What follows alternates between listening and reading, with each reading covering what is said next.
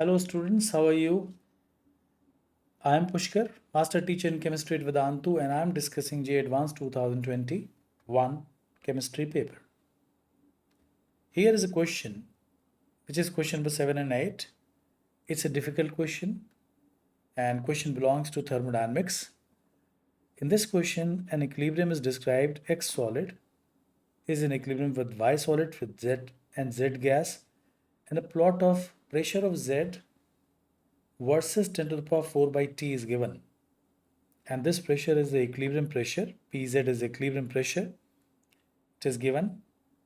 Pz is the pressure in bar of the gas Z at temperature T, and P naught is equals to 1 bar. So obviously that's equilibrium pressure, and the graph is a straight line graph, and it has been given that dln k upon d1 by T, as you can see here, is equals to delta H naught upon R. So we have to use this information to calculate delta H naught and delta S naught.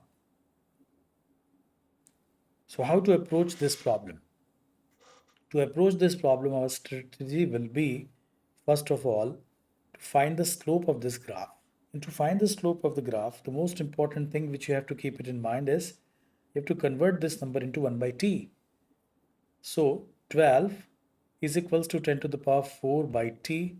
This means 1 by T is equals to 12 into 10 to the power minus 4, which is 1.2 into 10 to the power minus 3.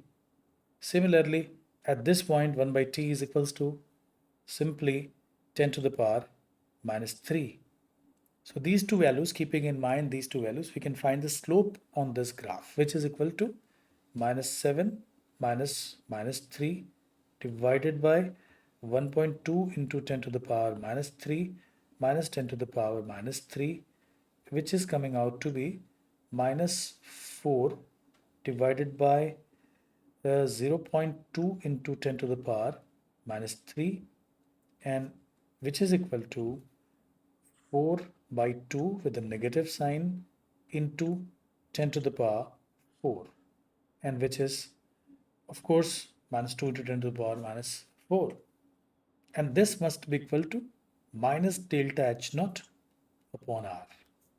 So from this you can calculate delta H naught is equal to 2 into 10 to the power 4 into R. Another interesting thing you can see here is delta H naught is positive, as reflected by this fact that when we are moving from this side to this side, the temperature is basically decreasing, and the equilibrium constant value is also decreasing, and which means that on decreasing temperature, if equilibrium constant is decreasing, that means this reaction is what? An endothermic reaction.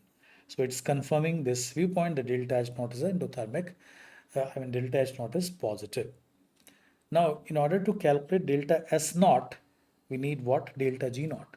And to get delta G naught, we have one point, the values are given. From this point, we can calculate.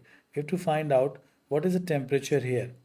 So if 1 by T is 10 to the power minus 3, so T at this point is equal to how much? 10 to the power 3. So we can also find delta G naught in this manner. Delta G naught at this point is equals to minus RT and ln of K equilibrium. And here K equilibrium value is minus 3, ln of K equilibrium is minus 3. So basically this is minus RT into minus 3, which is 3 RT is delta G naught. But temperature here is 1000 Kelvin, so this is basically 3000 R is equals to delta G naught at this point. Now we have delta G naught and we have delta H naught, so we can quickly calculate the delta S naught value. So let us see how to solve it. So from this we can see that delta G naught is 3000 R, and now we can calculate, put it in this equation to get the value of delta S naught, which is coming out to be 17 R. By simple rearrangement, we'll get delta S naught is equals to 17 R. Now, we have to put the value of R, which is given 8.314, and round it off to the 2 decimal places.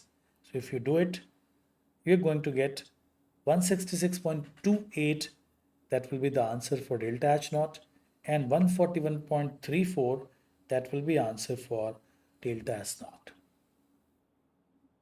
So I hope that you enjoyed the solution and understand the solution. So stay tuned for other questions.